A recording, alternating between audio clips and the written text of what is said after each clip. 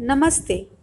मैं Asian international school की हिंदी शिक्षिका सीमा साव बोल रही हूँ।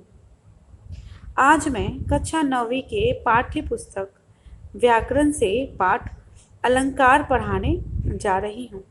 तो आइए पहले हम अलंकार को समझते हैं। वस्तुतः भाषा को शब्द तथा शब्द के अर्थ से सुसज्जित एवं सुंदर बनाने की सार्थक यानी अर्थपूर्ण प्रक्रिया के दौरान अलंकार का प्रयोग किया जाता है।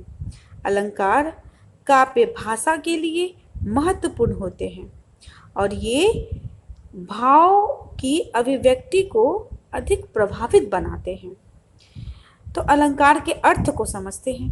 अलंकार दो शब्दों अलम तथा कार से बना है। इसका अर्थ है अलंकृत करना अर्थात सजाना। तो उपर्युक्त चित्रों में आप देखिएगा सभी चीज़ों को, सभी वस्तुओं को कैसे सजाकर सुंदर बनाया गया है। तो अलंकार वही काम करता है, शब्दों की सुंदरता बढ़ाता है। तो प्रसिद्ध संस्कृत आचार्य वामन ने अपनी रचना अलंकार शास्त्र में अलंकार को परिभाषित करते हुए लिखा है, अलंकृतिरलंकार अर्थात जो किसी को अलंकृत करे वह अलंकार है। जिस प्रकार गहने स्वर्ण के बने होते हैं और पहनने वाले की शोभा बढ़ाते हैं, उसी प्रकार काव्य में अलंकार सुंदर वर्णों एवं अर्थों से निर्मित होते हैं तथा ये काव्य को आकर्षक बनाते हैं।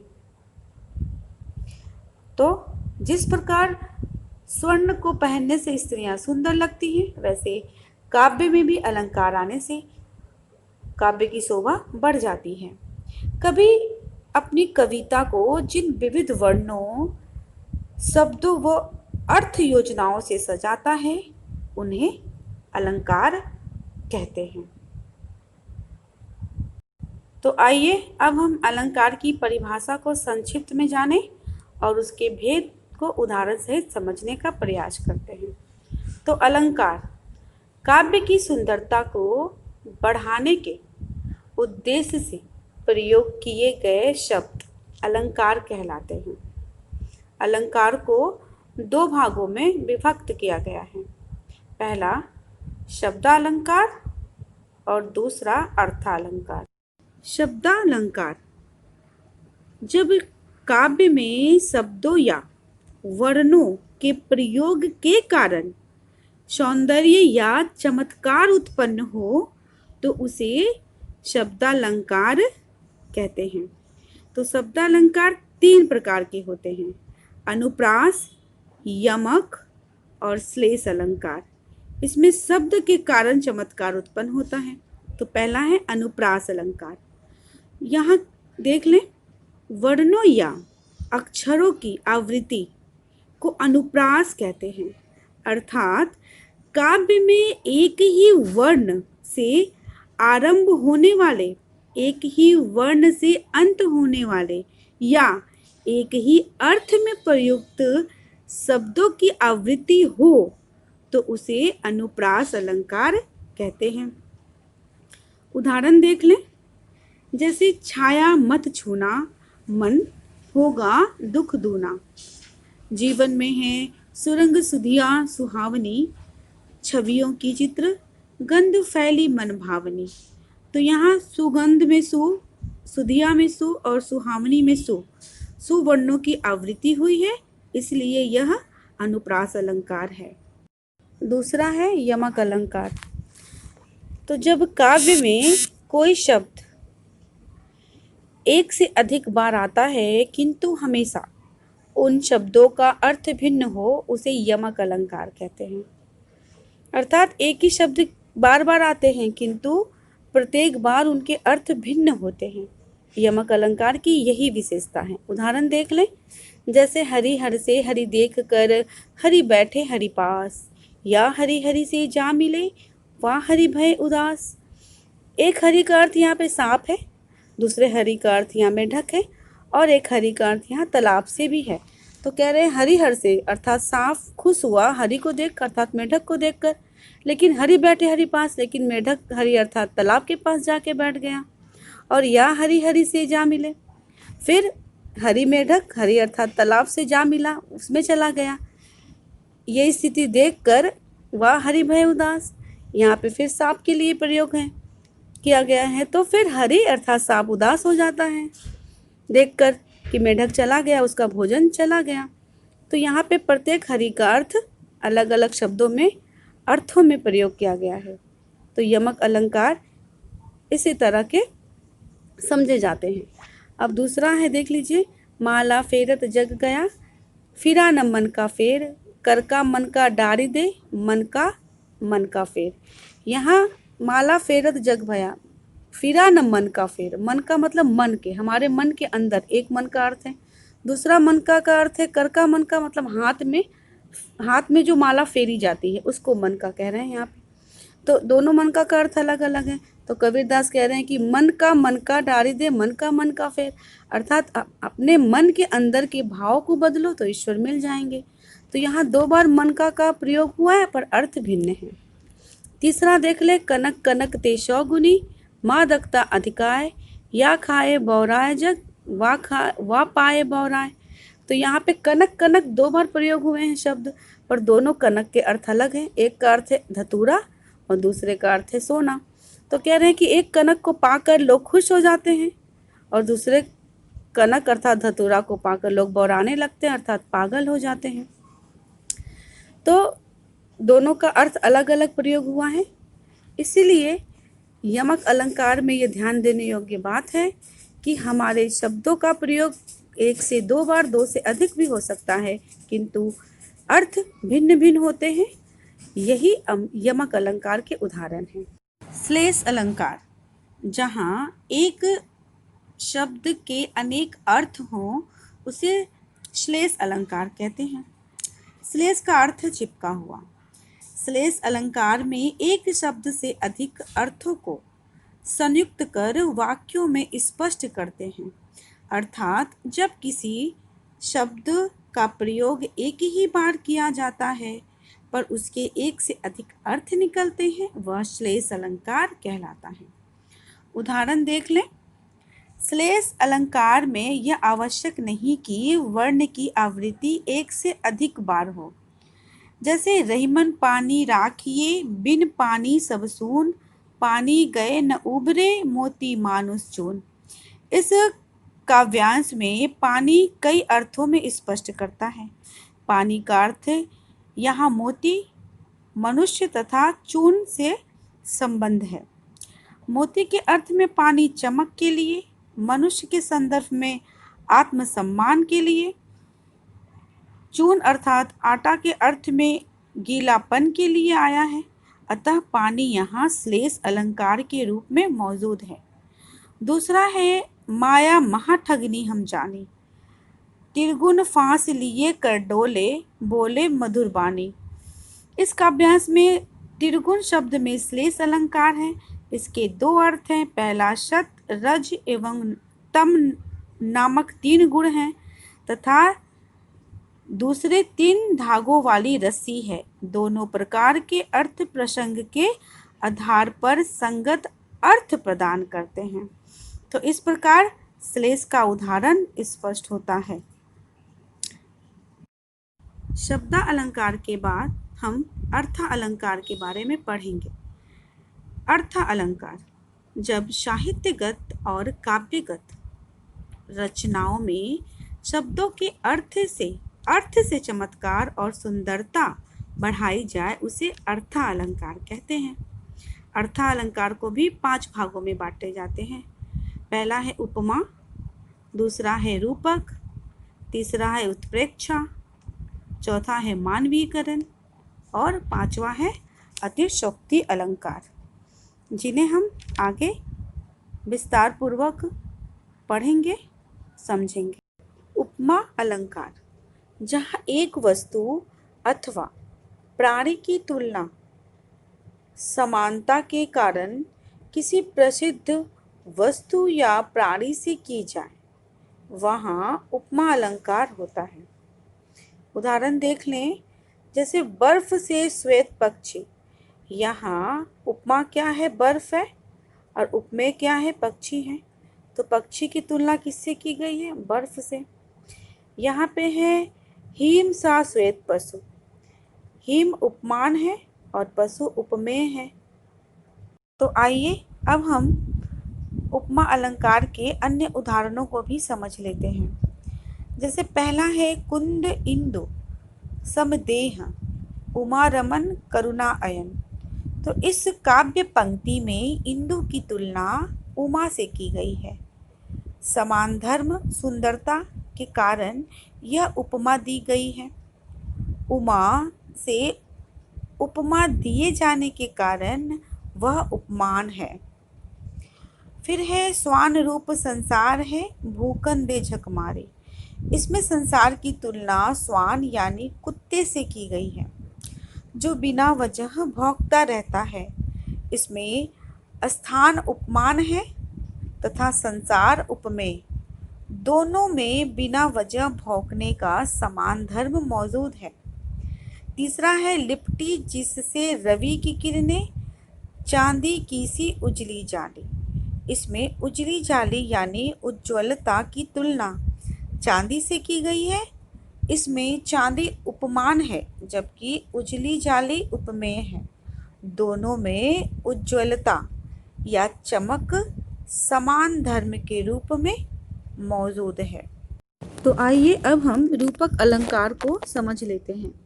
रूपक शब्द का अर्थ होता है एकता, वस्तुओं के बीच अभिन्नता को स्पष्ट करना रूपक अलंकार का मुख्य गुण है। यह एक अर्थालंकार है जिसमें पूर्ण साम्य होने के कारण प्रस्तुत में अप्रस्तुत का आरोप कर अभेद की स्थिति को स्पष्ट किया जाता है, और जहाँ उपमेय और उपमान में भेद समाप्त हो जाता है, अर्थात उपमेय और उपमान में कोई अंतर नहीं रहता, वहाँ रूपक अलंकार होता है।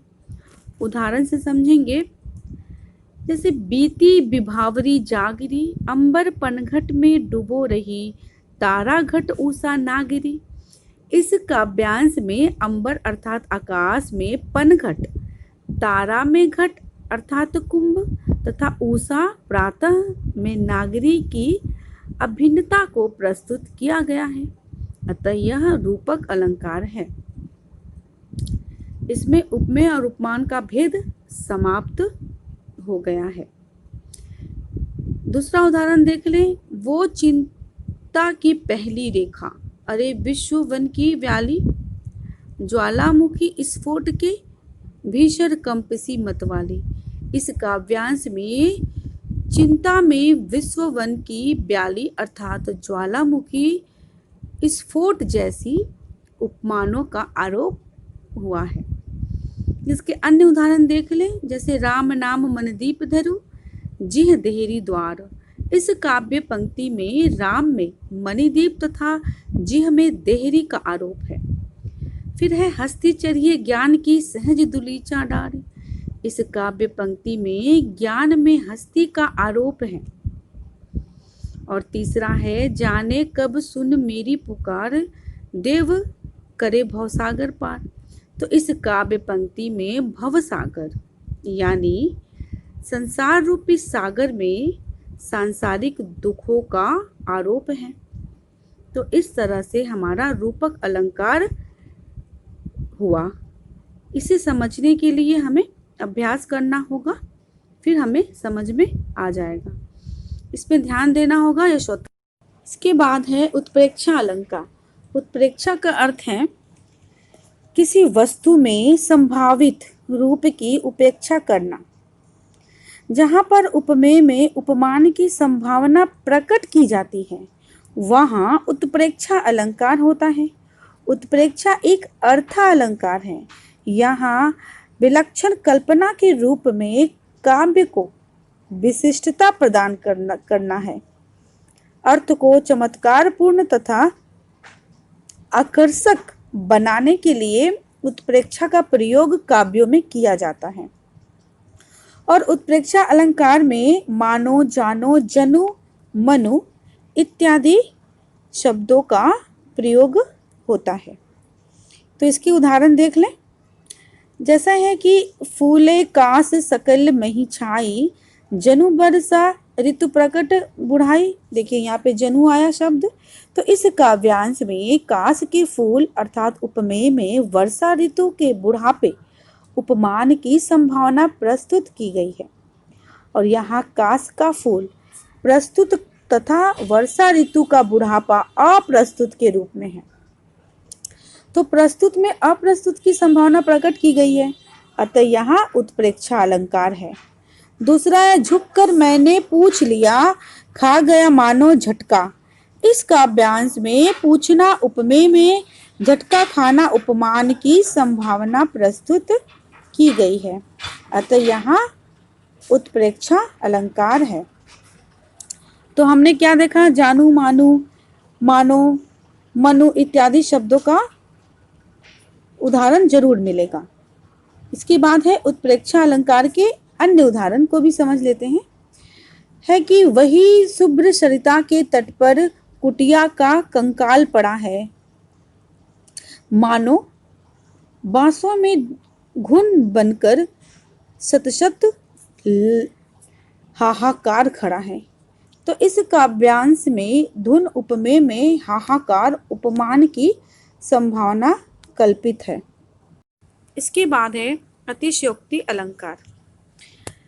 तो जब किसी की अत्यंत प्रशंसा करते हुए कोई बात बहुत बढ़ा चढ़ाकर अथवा लोक सीमा का उल्लंघन करके कही जाए, तब वहाँ अतिशयोक्ति अलंकार उपस्थित होता है। मतलब किसी भी बात को वो काव्य में आप पढ़ के समझ में आएगा कि उसमें बातों को बढ़ा चढ़ा कर बताया गया है। जैसे हनुमान की पूंछ में लगन न पाई आग, सारी लंका जरी गई, गए निशाचर भाग। तो यहाँ हनुमान की पूंछ में आग लगने के पहले ही सारी लंका का जलना और राक्षसों के भागने का बढ़ा चढ़ाकर वर्णन होने से अतिशयोक्ति अलंकार हो गया है। इसके अन्य उदाहरण देख लें। वह शर इधर गांडियों गुड़ से भिन्न जैसे ही हुआ, धड़ से जयद्रथ का उधर सिर छिन्न वैसे ही हुआ। यहाँ धनुष के वार अलग हुआ नहीं कि जयद्रथ का सिर कटकर धड़ से अलग हो गया। इसमें भी अतिशयोक्ति अलंकार है, बातों को बढ़ा चढ़ाकर प्रस्तुत किया गया है। इसके बाद देख लेते हैं। देखी सुदामा की दीन दशा, करुणा करके करुणा निधि रोए, पानी परात को हाथ छुए नहीं, नैनन के जल 100 पग धोए। तो यहाँ आंखों से अनपेक्षित आंसुओं को अविरल धारा के रूप में प्रस्तुत किया गया है, जिसके कारण सुदामा के पैर धोने के लिए अन्य जल की आवश्यकता नहीं पड़ी, अतः यहाँ भी अतिशयोक्ति अलंकार है। तो हमने निम्नलिखित दोहे में क्या देखा? बातों को बढ़ा चढ़ाकर प्रस्तुत किया गया है, बताया गया है, अतः यह अतिशयोक्ति अलंकार के उदाहरण है। हम इन्हें इसी प्रकार समझेंगे। इसके बाद अर्थ अलंकार का पांचवा और अंतिम अलंकार है मानवीय करण अलंकार। तो इन्हें भी समझ लेते हैं। तो जहाँ जड़ वस्तुओं अर्थात प्रकृति पर मानवीय चेष्टाओं का आरोप किया जाता है, वहाँ मानवीय करण अलंकार होता है। यह एक अर्थ अलंकार ही है। उदाहरण देखते हैं। आ रही रवि की सवारी, नव किरण का रथ सजा है, कली कुसुम से पथ सजा है, बादलों से अनुचरों ने स्वर्ण की पोशाक धारी। तो इस काव्यांश में सूर्य अर्थात रवि का मानवीयकरण करके उसकी एक ऐसे राजा से कल्पना की गई है जो धरती पर उतरने की तैयारी में है। और इसमें बादलों को अनुचर कहा गया है। दूसरा है फूल हंसे कलियां मुस्काई।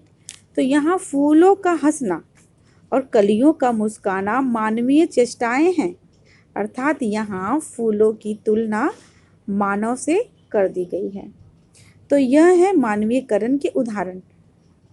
इसमें इस तरह की तुलनात्मकता रहती है। तो हमारा अलंकार यही समाप्त होता है। हमने अलंकार की परिभाषा पढ़े, अर्थालंकार, शब्दालंकार के भागों को पढ़ा, समझा। तो मुझे विश्वास है कि आपको अलंकार समझ में आया होगा। आप अधिक से अधिक अभ्यास कीजिएगा, ध्यान से सुनिए और समझने का प्रयास कीजिएगा। आपको अवश्य समझ में आएगा। धन्यवाद।